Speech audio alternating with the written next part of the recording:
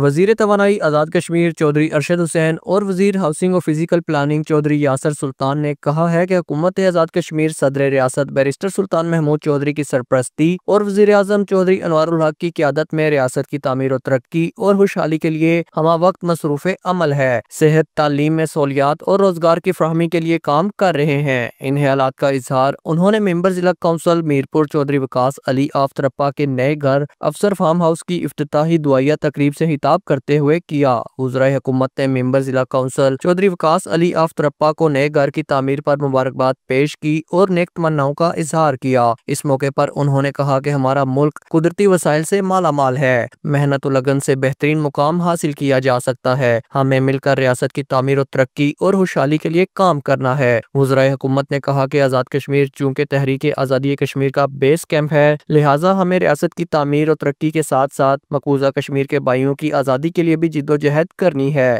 حکومت صدر ریاست بیرسٹر سلطان محمود چودھری کی سرپرستی اور وزیر اعظم چودھری انوار الحق کی قیادت میں تحریک آزادی کشمیر کو دنیا بھر میں اجاگر کر رہی ہے۔ صدر ریاست نے صحت کی خرابی کے باوجود برطانیہ، امریکہ اور دیگر یورپی ممالک کے دورے کر کے اقوام متحدہ میں احتجاج کرتے ہوئے دنیا کو یہ واضح پیغام دیا ہے کہ مسئلہ کشمیر کو حل کیے بغیر خطے میں قیام امن ممکن نہیں ہے۔ Usama Haider, JK news, Mirpur, Azad Kashmir.